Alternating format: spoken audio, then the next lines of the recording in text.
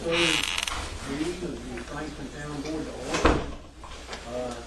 7 o'clock on the nose. The first item of business is not on the agenda, but I need a motion to excuse Aldermen William Action tonight. Do I have a second? All in favor? That carries. All right, the Pledge of Allegiance. I'm going to ask Vice Mayor Verlin Curtis to lead it. I pledge allegiance to the flag of the United States of America and to the republic for which it stands, one nation, under God, indivisible, with liberty and justice for all.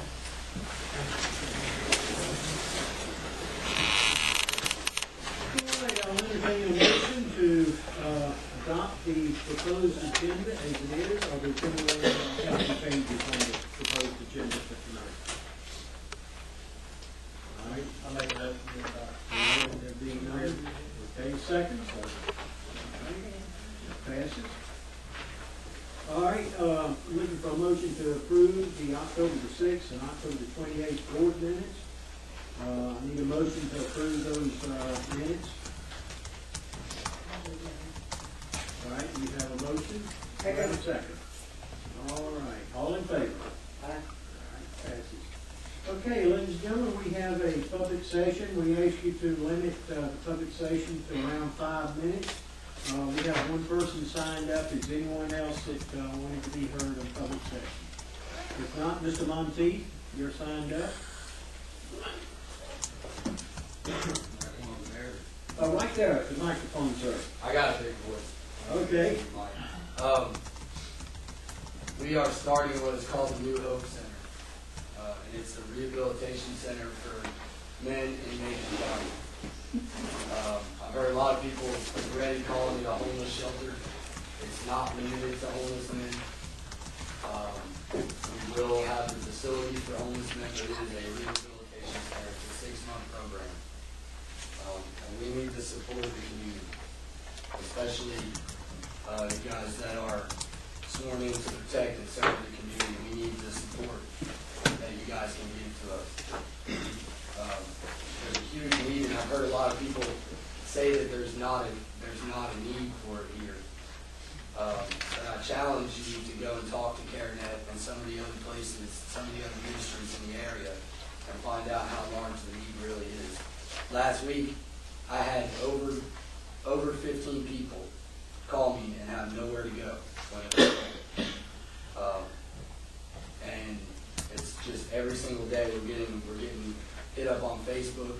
We're getting calls every day about somebody needing somewhere to stay. And it's not going to really be that way once we get in operation. They're going to have to commit to stay in the facility for 6 months. But it's going to achieve something that there's nothing else in the area that's going to work. There's nothing that's producing a turnaround. We can give them food and we can give them clothes and we can put them somewhere, but it doesn't produce a change unless they go through a program such as this. So I ask that you guys stand with us and support something that is a definite need in the town and in this county. And I ask for the support of all of you that live in this county to support your fellow people. There's a huge need. And we need all the support we can get. Thank you. Thank you, Mr. Monteith. Anybody have any questions from the board? All right, moving on along. It's my pleasure to do something right here, and I'm going to step out in just a second to do this. Yeah, well, I'm not going to go outside. I'm just going right here. Larry Hallfield. I have something to give Larry for his dedicated service of 17 years on the planning board, which is one of the most exciting jobs you can possibly have. And I want to say one more thing about Larry. Regardless of what I've asked him to do for the town or anybody from the town, he's done it. For the Pumpkin Fest, I went running to him. I said, I got a real problem. I might need you somewhere. You know what he said? I can't do it or anything like that, but he said, I'll do whatever you want me to do. So Larry, what we've got here for you is a plaque for your dedicated service to the town of Franklin for 17 years on the planning board. I'm just proud to give you this, but I'm going to take it back unless you agree to stay another 17 years.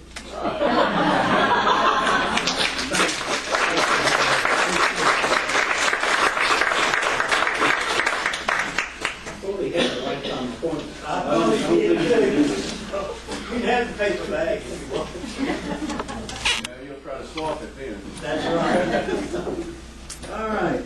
I have a proclamation for the Honor Club to raise public awareness regarding violence against women.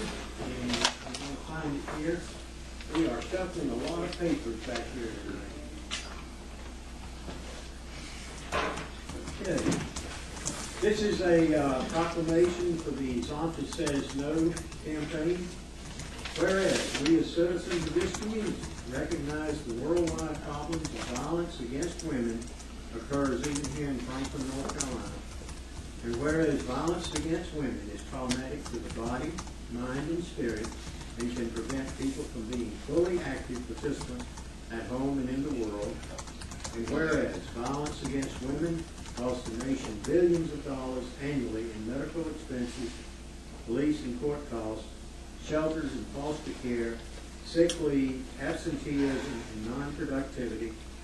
And whereas, in spite of some progress, we need only to look at our newspapers or watch a television newscast to see the unfortunate truth that violence against women has not yet been eliminated here in Franklin or around the world.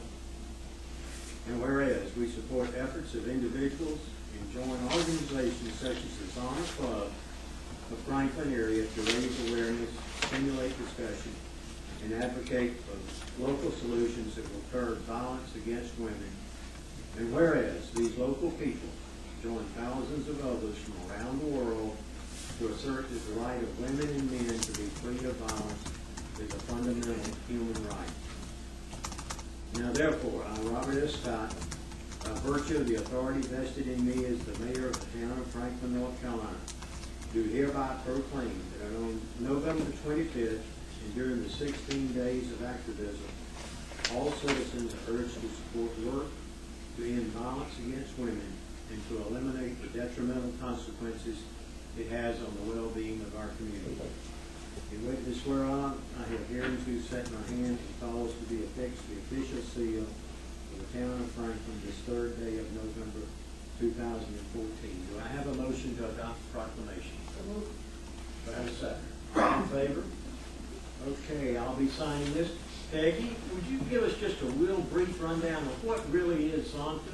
Come up here? Sure, yeah.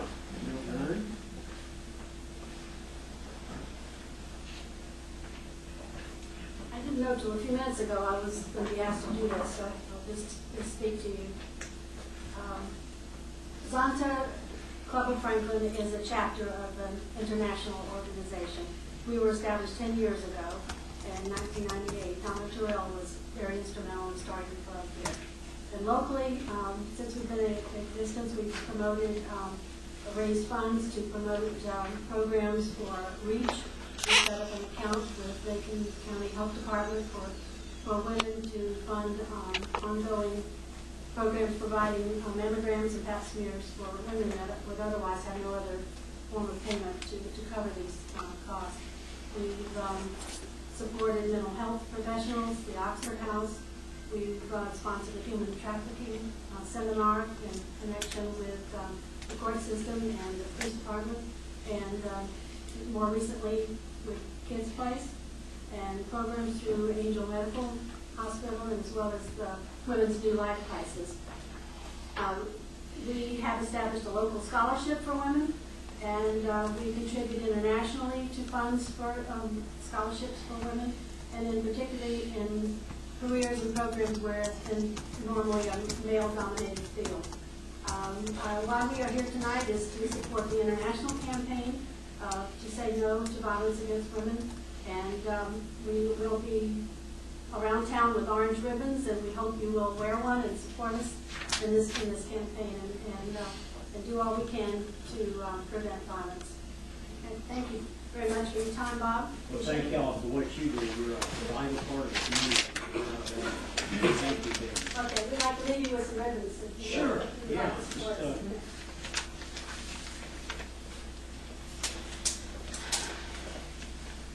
Have another proclamation, this one for the Pancreatic Cancer Awareness Month. Teresa, is somebody, okay?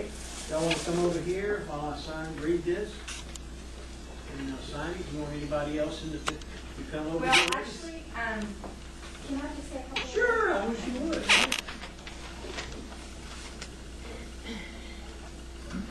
Thank you for the opportunity to be here tonight to speak on behalf of the need for research and awareness of pancreatic cancer.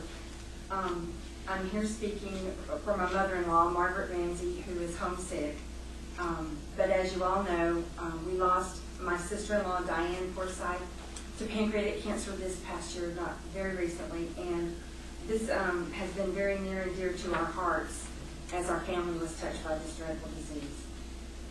Pancreatic cancer is a silent killer, and with no method currently in place for screening, vague symptoms, and treatment options that are minimally beneficial, if effective at all, it's very deadly. Pancreatic cancer numbers are growing, and they're bound to touch other families of people here in Macon County and in Franklin, just like it did our family. Aside from being crippled by these factors, the lack of research funding, which could help advance the understanding, the screening, the research and treatment, is very much needed, because even though pancreatic cancer is the fourth leading cause of cancer deaths in the U.S., it's 10th in funding. And our federal government just recently cut funding to the National Institute of Health that would have helped all the cancer fundings and research. I'm sure you're probably going to read some of the proclamation, which will give some of the dismal statistics about pancreatic cancer, so I won't go over those right now, but I would like to invite all of you and the people behind me on November the 15th at 9:00 a.m. at First United Methodist Church. We are having an event, and we're calling it Stomp Out Cancer. And this is not specifically just for pancreatic cancer, but it's for anyone who has had a family member or who is a survivor, or anyone who has loved ones that they've lost to cancer. We're inviting you to come out. It's going to be very brief and very informal. The event is basically, we're just going to speak briefly on pancreatic cancer and that awareness, and we're going to ask everyone to join us in our stomp with some good bluegrass music, and we're just going to claw. You'll notice on the flyer that I gave you, it's a picture of my sister-in-law Diane on her wedding day when she was climbing. And it's still really hard to believe that life was snuffed out by this dreadful disease. So tonight I come thanking you for your past support and hoping that you will continue to support the cause of wearing purple for pancreatic cancer in the month of November, specifically naming November 15th as Pancreatic Cancer Awareness Day here in Franklin. Thank you. Thank you, Teresa. Appreciate that. This is the proclamation. Whereas in 2014, an estimated 46,420 people will be diagnosed with pancreatic cancer in the United States, and 39,590 will die from the disease. Whereas pancreatic cancer is one of the deadliest cancers, it's currently the fourth leading cause of cancer death in the United States. It is projected to become the second by 2020. Whereas pancreatic cancer is the only major cancer with a 5-year relative survival rate in the single digits and at just 6%. Whereas when symptoms of pancreatic cancer present themselves, it is generally late stage. And 73% of pancreatic cancer patients die within the first year of their diagnosis, while 94% of pancreatic cancer patients die within 5 years, the first 5 years. Whereas approximately 1,190 deaths will occur in North Carolina in 2014. Whereas the Recalcitrant Cancer Research Act was signed into law in 2013, which calls on the National Cancer Institute to develop a scientific framework or strategic plans for pancreatic cancer and other deadly cancers which will help provide the strategic direction and guidance needed to make true progress against these diseases. Whereas it will be very difficult to leverage the opportunities coming out of the scientific framework developed as a result of the Recalcitrant Cancer Research Act unless sustained and adequate funding is provided to the National Institutes of Health and National Cancer Institute. Whereas the Pancreatic Cancer Action Network is the national organization serving the pancreatic cancer community in Franklin, North Carolina, and nationwide through a comprehensive approach that includes public policy, research funding, patient services, and public awareness and education related to developing effective treatments and a cure for pancreatic cancer. Whereas the Pancreatic Cancer Action Network and its affiliates in Franklin, North Carolina support these patients currently battling pancreatic cancer, as well as to those who have lost their lives through the disease and are committed to nothing less than a cure.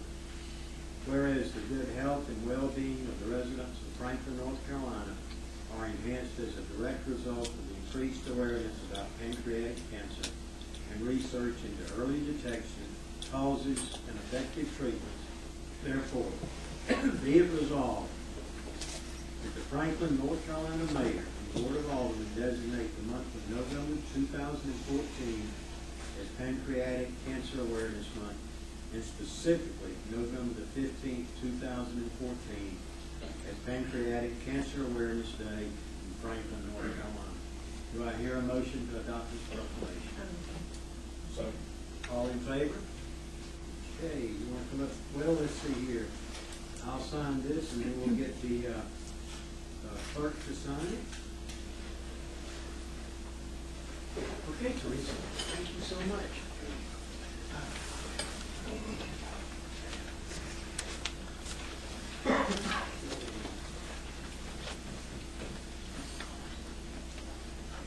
We have a street closing request for New Year's Eve Ruby Drop. Tim Crabtree is going to present what's going on here. Tim, the floor is yours, sir. I appreciate y'all letting me come out and speak today. I'm Tim Crabtree from Motor Company Grill on the end of Main Street. Father's here with me tonight, Steve Crabtree. We're proposing to close the street for New Year's Eve this year. We want to present a family-friendly New Year's Eve party. So everybody throws parties, but we want to throw one that is an opportunity for a whole family to come out and to celebrate. So we're proposing to do live music, and we would really love to do that out on the street. We have a stage on our patio, which we would transplant to the street and do live music, do some other entertainment.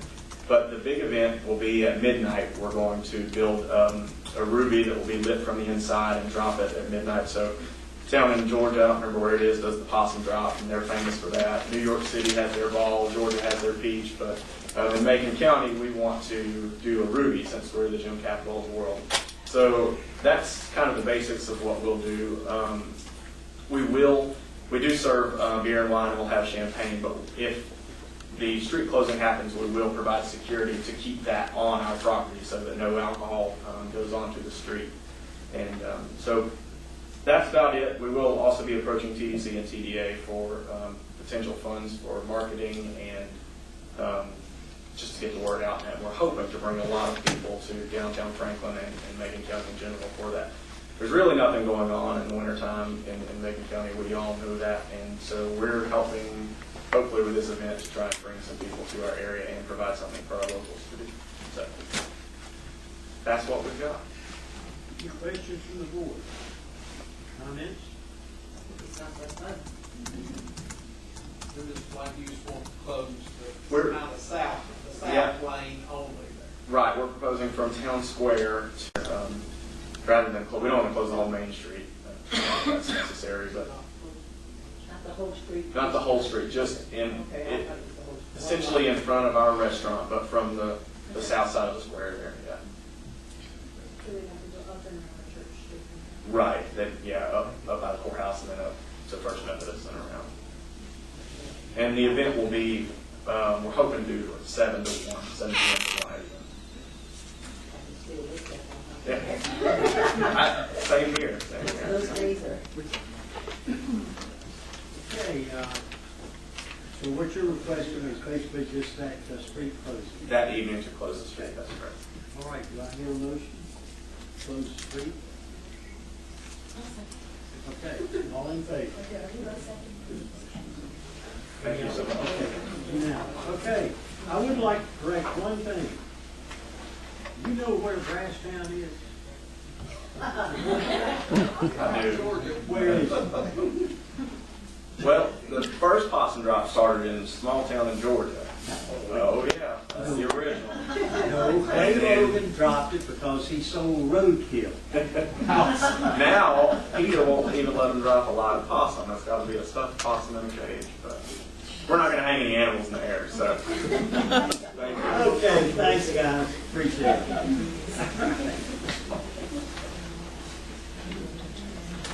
Okay, all right, we've got a delightful subject here that we're going to speak about now. A presentation on fats, oils, and grease. You might want to stay for this. This is going to be good. All right. Madam Manager? Yes, Mr. Mayor and Team Board. I'm going to go ahead and pass out before you. Here's a PowerPoint just to follow along. But I want to commend the efforts. We have Wayne Price here, who is the wastewater treatment plant ORC. We also have Bill Dill, who is a wastewater treatment plant operator. We also have our public works director here tonight, which is Jay Gibson.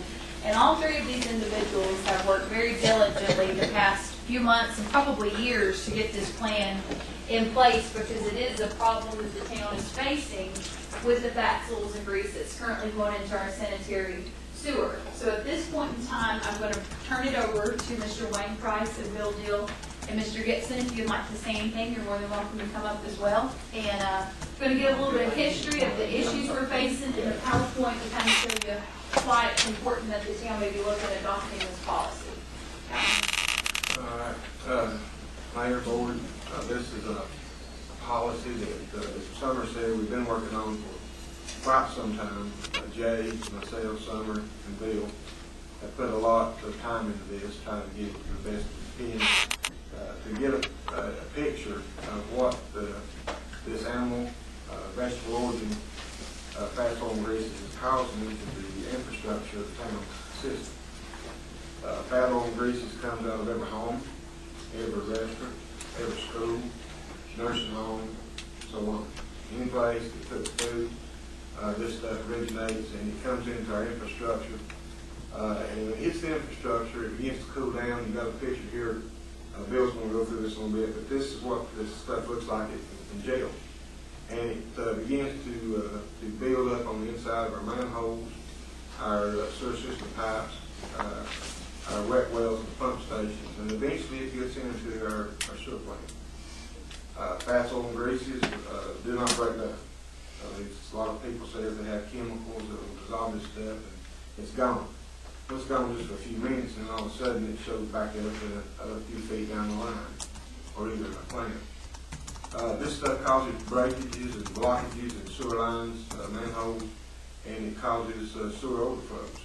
And when we have these sewer overflows, that's when we get in trouble with the state of North Carolina for fines because of the fats, oil, and greases that we face. In doing that, it brings consequences on Jay's crew, us here at the plant, to be able to try to handle this stuff. And really, there's not a method for us to be able to treat this fats, oil, and grease. So we've come up with this program, Summer Oversoul County to help us with it, to be able to adopt. A lot of towns have done this. They have come up with what they call FOG, F-O-G, which is fats, oil, and greases.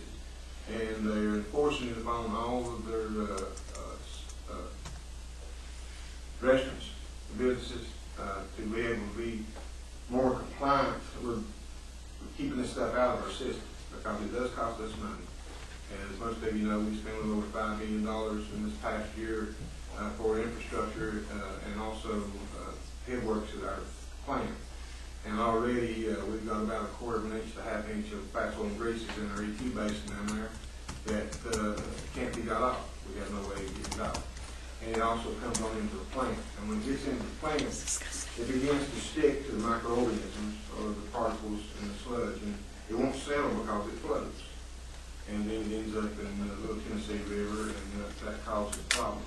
The state does have a limit that we're allowed to stay under, and they won't find us, it's 100 milligrams per liter, and that's very minute compared to what we're seeing, what we're getting in. At this time, I'm going to turn it over to Bill. He's got a PowerPoint here. Let him walk you through what we found here in our system.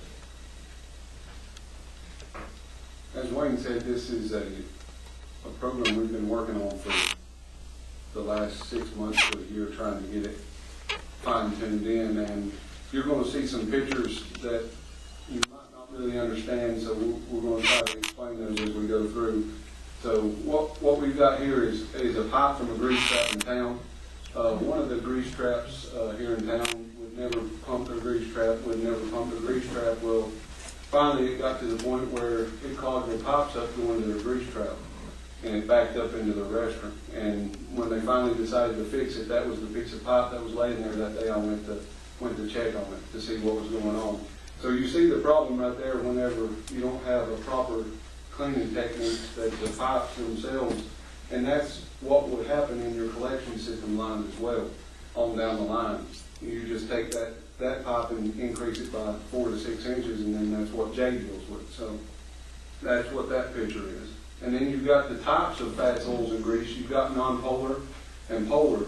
And non-polar is petroleum-based oils and greases, which occur at businesses using oil and grease and are usually regulated by the pre-treatment and local limits, which we already have those covered. We've got permits from the state of North Carolina that they are already operating under, which is Caterpillar and Macon County Leachate. Now, which ones we're concerned about here tonight is the polar, which is animal and vegetable-based oil and grease common with restaurants and fast food establishments. Is grease a problem? And the answer is yes, but the question is why. Grease is singled out for special attention because of its poor solubility in water and its tendency to separate from liquid to solution. Again, question why is that large amounts of fog causes trouble in the collection system, which we've already talked about. And it decreases pipe capacity, causing piping systems to be cleaned more often and some lines to be replaced sooner than expected. So once you have this problem, your guys are already out there cleaning more than they should be cleaning and maybe causing some pipes to fail. Fog also hampers effective treatment at the wastewater treatment plant, which is what we're talking about tonight because our limit is 100 milligrams per liter. And when we got our EQ basin, you'll see a picture of it just in a minute. Fog in 2 different forms. And it's a little hard to see, but water's coming into that first trap there, and it's in warm liquid form, which it doesn't look too harmful right there. But what happens is when it cools down and starts to congeal, it looks like that one on the right-hand side. Grease and warm liquid, it may not appear harmful. It may just look like pure water with a milky look to it. It may not show signs of grease until it cools down and begins to congeal. And that's the hardest thing we have to get people to understand at the grease trap is that it may not look greasy right now, but it will. And fog and congeal form. As the liquid begins to cool, the grease or fat congeals and causes mats. The mats will begin to build on surfaces of settling tanks, digesters, and interior of pipes and other surfaces, which may cause shutdowns of wastewater treatment units. And this picture is a little hard to see, but if you look in the very back of the picture, you can already see the oil and grease buildup on that new tank, that's our new EQ basin. And as far as fog cools and congeals on the side of tanks, there's no real easy way to clean it. The tanks, and it could eventually cause a pass-through, which Wayne was talking about. We don't want pass-through at our wastewater treatment facility because if we get pass-through and we hit over 100 milligrams per liter, then the state can fine us for that pass-through. And as he said, it doesn't settle out, it only floats, and it will continue floating until it has nowhere else to go. The need for ordinances and regs. Problems caused by waste from restaurants and other grease-producing establishments has served as a basis for ordinances and regulations governing the discharge of grease materials to the sanitary sewer system. This type of waste has forced requirements of installing and maintaining a form of pre-treatment known as grease traps. Another reason for ordinance and regs, and these are some new things popping up, and this is illegal dumping and discharges. Greenville, South Carolina had an incidence of this, and so did the city of Charlotte, and they have received an illegal discharge of PCBs, which PCBs into a wastewater treatment facility is not the easiest thing to deal with, and it costs a lot of money. As you can see, that the cleanup cost, you may not have this slide, I don't know, I added it later, but Charlotte Mecklenburg Utilities, it cost them $6 million to remedy this problem. And not only did it cost them money, but it cost the business $13,000 for a grease trap and new piping and all that, plus $100,000 for cleanup costs and disposal fees. There's no easy way to dispose of this stuff. So they've gone to now locking grease traps down so people can't open them up and discharge water into them and cause a problem downstream.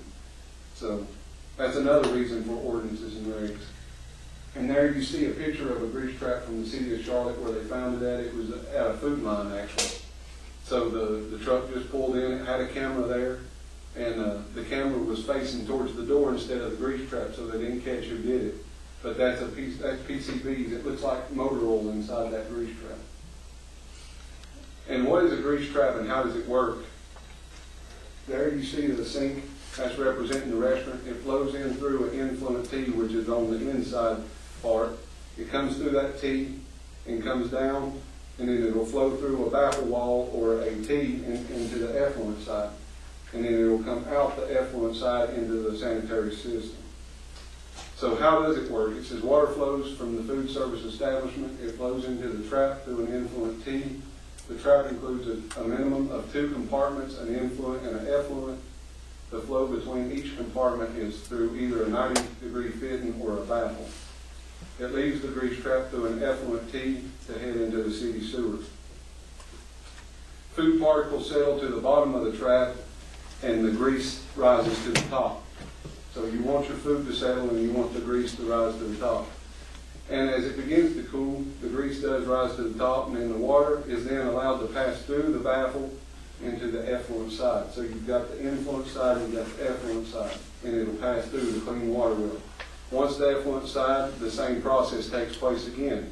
What food goes through settles, fats, oils, and grease rises to the top.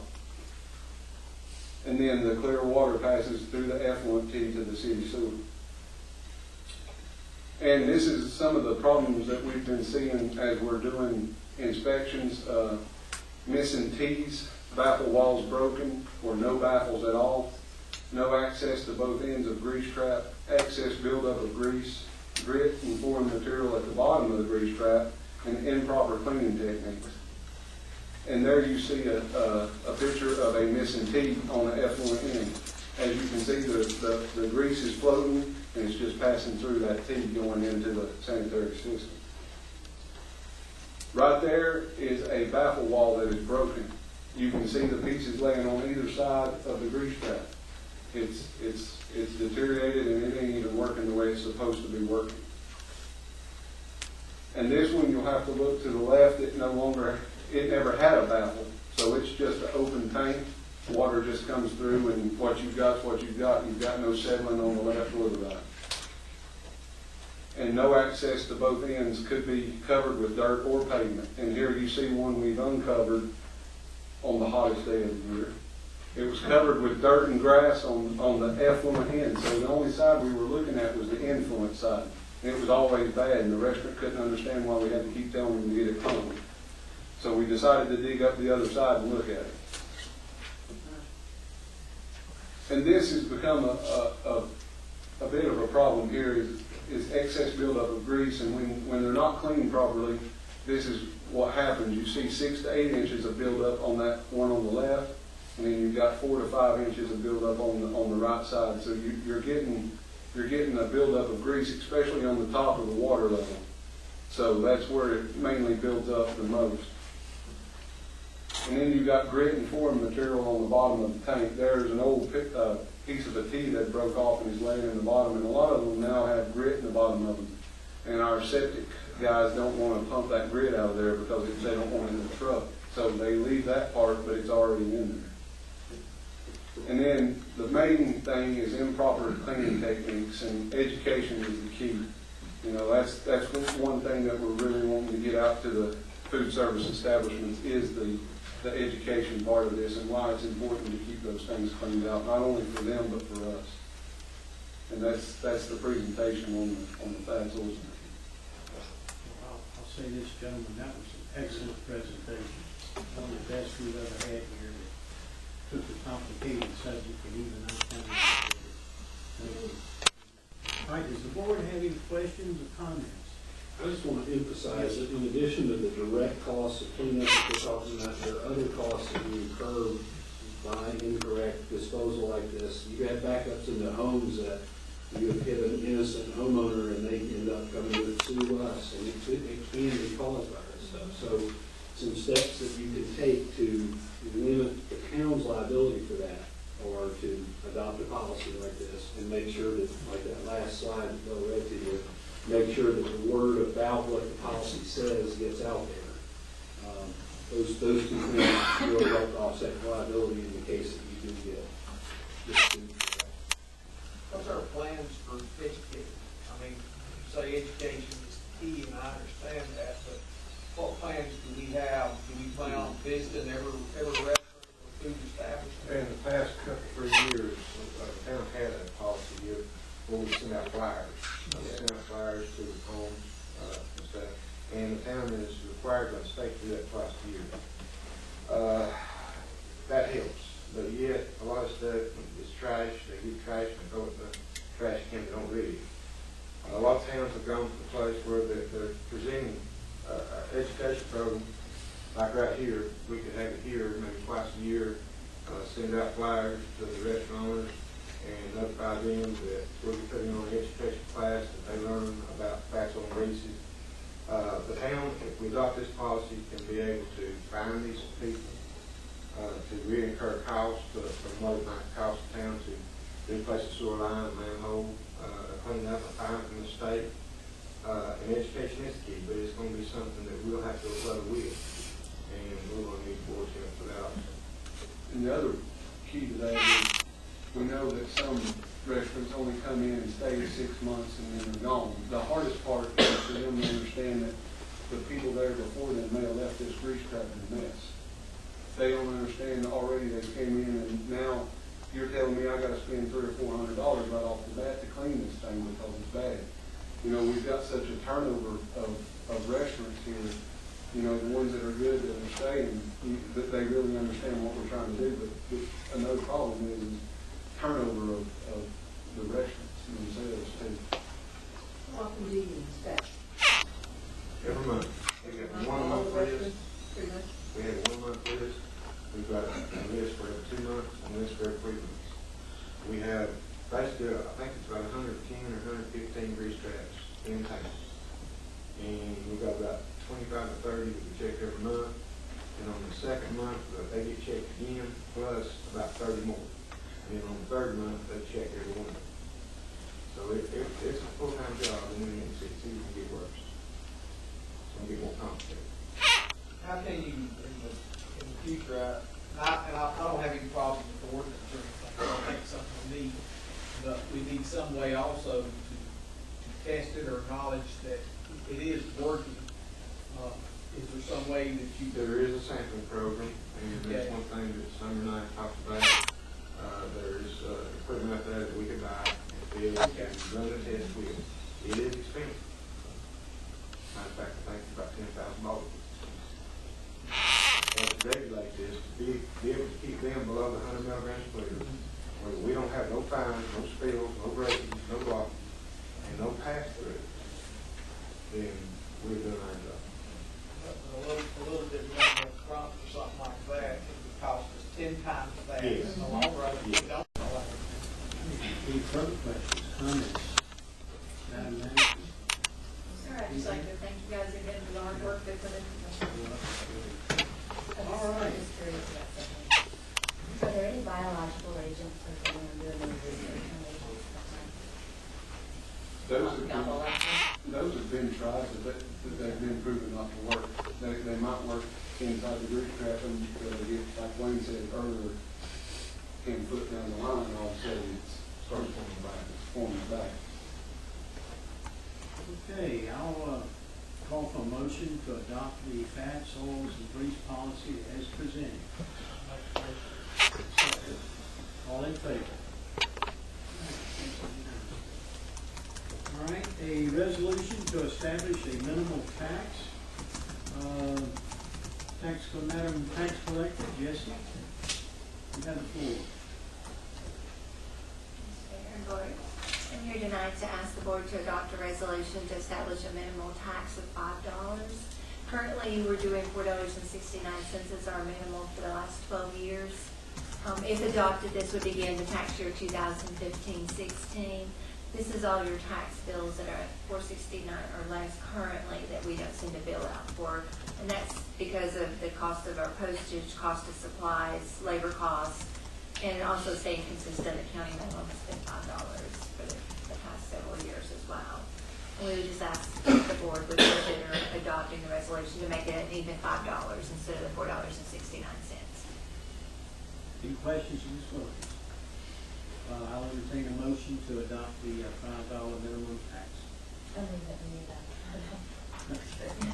Is there a second? All in favor?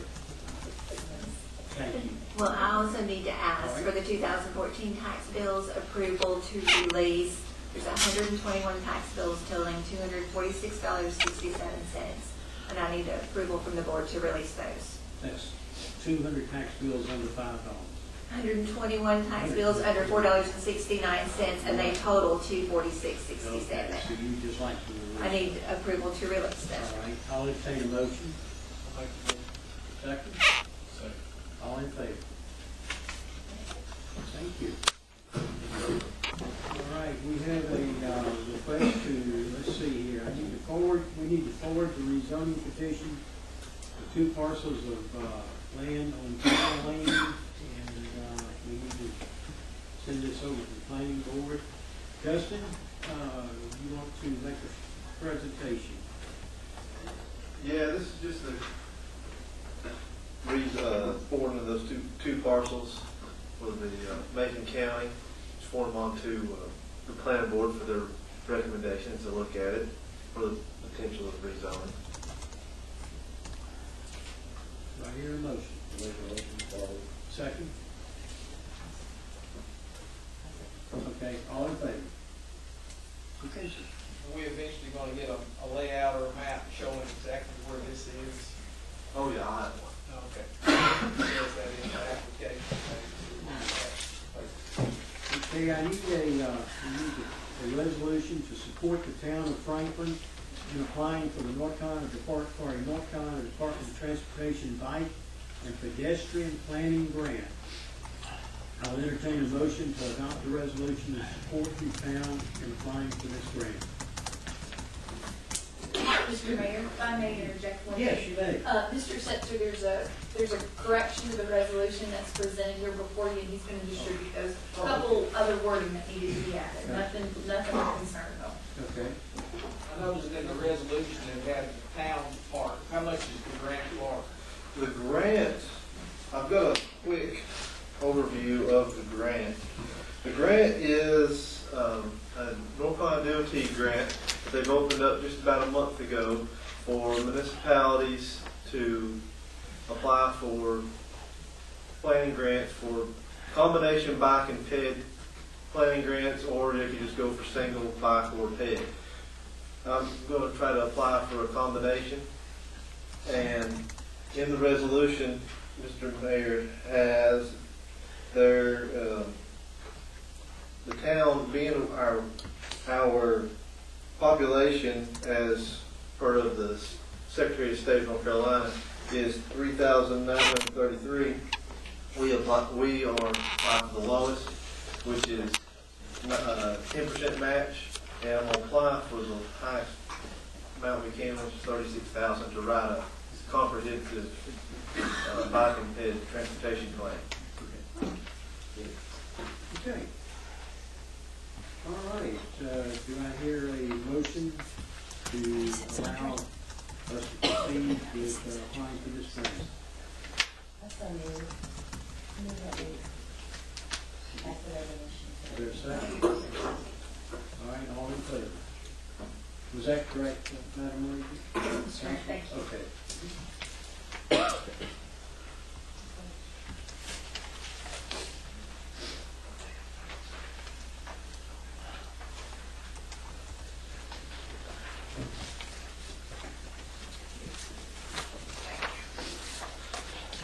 right. We have an amendment to the Town of Franklin's Internet, email, and computer usage policy. Human Resource Officer Chad Simon, you have the floor, sir. Pretty self-explanatory. This is becoming increasingly more common across the state, in towns and counties. This will help us be proactive in solving some issues that may arise, Facebook, YouTube, Twitter, what have you.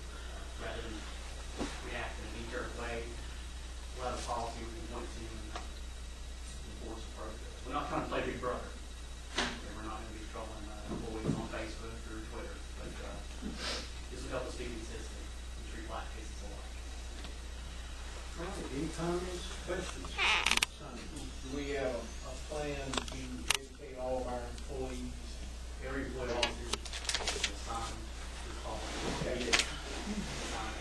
So yes, they will be made aware of the policy. And Mr. Mayor, I know you're always on the lookout to defend First Amendment rights, and I just wanted to tell you that I have reviewed the policy for that purpose and found it to be acceptable in those terms, and also needed because I think when Chad sent it to me, I first thought, well, didn't we cover this already? But looking back at the internet use policy that we did adopt as part of the personnel policy, we really didn't address social media in particular, and it really does need to be done. And so that's the purpose of it. Okay. I'll entertain a motion to adopt this policy. Make a motion to adopt. A second. Okay, all in favor? All right, we have a street closing request for Winter Wonderland. Madam Manager, you're going to present that item? Yes, Mr. Mayor, and on board. The Main Street program has been in full gear the past few weeks since we finished Pumpkin Fest, and I'd like to thank everyone who helped get that off without a hitch, town staff, TDC, TDA, Main Street program. It was really, really successful. So in the midst of finishing that, they have been planning Winter Wonderland. And they are requesting to close on Saturday, Iowa Street, on Saturday, November 29th, and Saturday, December the 6th, from 4 p.m. to 9 p.m., so they can have their annual Winter Wonderland. Now, the first night, it's going to be a little bit different schedule this year. In previous years, the Main Street program would host the tree lighting ceremony the Friday after Thanksgiving.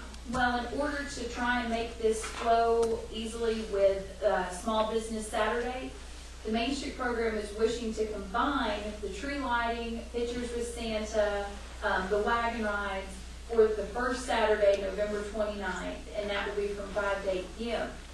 Same thing will happen on Saturday, December the 6th. One thing that's really exciting to announce this year, the Main Street program and Mr. Tony Angel have been successful in acquiring the Frozen characters to come and make appearances at both nights at Winter Wonderland, so we're hoping that will be a good treat for the children in the community.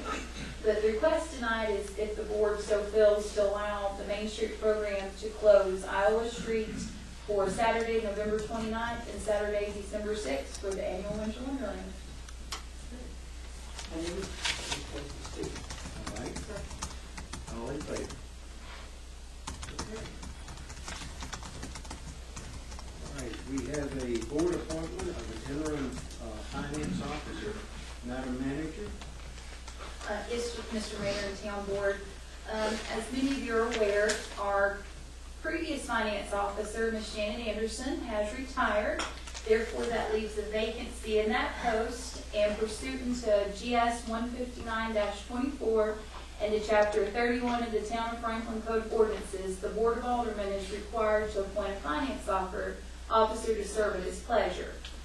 My recommendation to the board would be to appoint an interim finance officer as myself and the human resource officer, Chad Simons, begins the search for a new permanent finance officer. And the person that I would suggest to the board would be Mr. Chad Simons to fill that bridge while we start the search effective immediately. Entertain a motion to that effect. Make a motion to move forward. All in favor? Hey, Chair. All right, we have a discussion on the business license ordinance. Counselor, you want to present the information and a motion? Yes, Mr. Mayor, you have in front of you, and I apologize, I did not get the additions that were made to the proposed ordinance, so I'm trying to have it closed in your agenda packet. So you have a hard copy in front of you of the enacting ordinance and the chapter itself that will go into the code of ordinances. There's been a rather significant change since last time, and I'm going to ask you to hold on to this again and consider passage at the December meeting. It has come to my attention through a lot of effort that Danny Bates has made on behalf of the police department. He has been working in the area of pawnbrokers, currency converters, precious metals dealers, and there's also regulation of secondary metals dealers.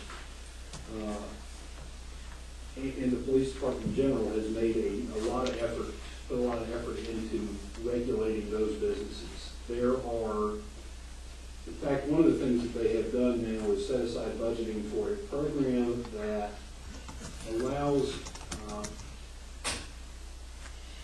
through a cost to the subscription through, was paid for through police department funds, gets the town entry on this database. And it's a nationwide database that you can require a secondhand dealer like a pawn shop to register everything that comes in. And so if that thing turns out to be reported stolen in California, or vice versa, the thing that disappeared here winds up, will pop up in wherever the case may be, we would have a record of where that was, and it lets them really do their job. In the course of having some of those discussions with Danny Bates about that program, the occasion that I ran back through the statutes on pawnbrokers in particular. And it came to my attention that the town is charged with regulation of pawnbrokers that are within the town limits. And I think we have been dealing with those on the same basis as every other business in terms of a business license. Well, they're supposed to have a much higher standard than just a regular business license. So in addition to the portions of this proposed ordinance you already had, which dealt with how we're going to have a regulatory scheme of business licenses after we lose our privilege license taxability beginning July 1st of 2015. This also institutes a regulatory scheme of pawnbrokers and requires all of those second-hand dealers, pawnbrokers, currency converters, and precious metals dealers to join the system that we are providing through our police department. And also will cause pawnbrokers to have to meet the regulatory hurdle that they should have in order to be licensed to conduct that business. So, again, I would commend this to your review. I'm happy to answer any questions you have about it, and I will ask you to pass it in December. Please take note that the portions of it that will be a general regulatory business license will go into effect July 1st, but the rest of it, and it's another significant change, that deals with licensure of pawnbrokers will immediately be in effect and immediately require all of those businesses to join that online registration system. How many pawnbrokers do we have? Chief? Three. We have three, but I will tell you that some of what we have dealt with is people that are in a gray area and probably should have to be licensed as a pawnbroker to carry on the kind of business they're like. Something else I think the public needs to know, and Chief, you and Danny will correct me on this. But you cannot just call the police department and say, I had a gun stolen, because the first thing they're gonna ask you, what was the serial number, model, and all that. If people do not keep a record, all this leads and everything else is not gonna be of much use if something is owned. And this is something I think we need the public to be aware of. Hit the serial numbers or put some kind of mark on valuable items that are likely to be owned. Because that is going to be critical to this program operating the way it should. And it's an excellent program. Okay. Any further questions, comments from the board? I'll entertain a motion that we proceed. Yes, sir. I know, I read through this, and I understand what we're doing with that, and I understand about the lease program and all that. Is there anything that we can put in there where we can regulate some of these people that are in the middle of the street trying to collect money? I get a complaint or a call every week on it. And I know we do have legitimate groups here in our area that have been doing it for years, but this money's not staying in the bank, it's going out. I stayed down there the other day and watched for about 30 minutes, and it's amazing the number of people that are opening up their billboards at the red light, as well as being dangerous. We all get to regulate them out of the highway. I would suggest, let me bring you back the statute that deals with that. And there is statutory law that authorizes the town to require like a $2 million liability policy that covers anybody who's going to stand in the street and do this. I don't know that you can, I will look at aspects of that. And I'm trying to recall whether that said that if you didn't institute that ban, or institute that requirement, and otherwise it was banned, we'll have to look at that aspect of it again. It wouldn't fit in this chapter anyway, because it's a regulation of streets and sidewalks. At some point, you've got to decide whether or not this group is actually exempt from having a business license if they're out there working, taking in money. I know we have different things in there as far as charities and religious organizations. And they fall under that, but I think we need to have some teeth where we can at least investigate it and make sure it's legitimate. And I think, if I recall correctly, it is something of a permitting scheme that says that lets us say, well, if you're standing in our streets, show us who you are, show us what it is you're doing, and show that you have insurance. 301C or whatever. Exactly. So I will bring that back to you in December, and also just I'm going to ask you to hold on and enact this in December. And in the meantime, if you're not comfortable, you sure don't have to roll the window down and get it. In fact, that's what Asheville did, and it pretty well ran some of these organizations out of town because it became unprofitable for them to do it. So they did it without an ordinance. Worked very well. All right, I have a couple of announcements. The town hall offices will be closed Tuesday, November the 11th, in observance of Veterans Day. And Veterans Day Parade will be Tuesday, November the 11th at 11 a.m. And I believe the veterans are going to line up at 10 o'clock in the parking lot. Again, lining up. All right, let's run around the table. Joyce, do you have anything you want to bring up? Did I say run around? I would like to say how wonderful the Pumpkin Fest was. It really, we had thousands and thousands, and everybody seemed really pleased with everything. It was really cold that morning. Yes, it was. Mr. Jameson. Mayor, I think I've covered all of this. Feel free with that. No, we'll go. Ms. Ayers? Barbara? I'd like to say that Yeah,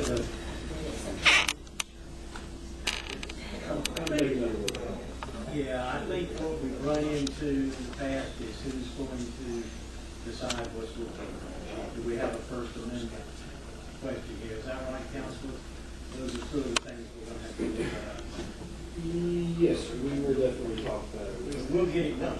We will get it done. Okay, Mr. Curtis. Ordinance that we have right now, and eliminate the Yeah, what's The word is accept. So, that may be how we have to deal with it.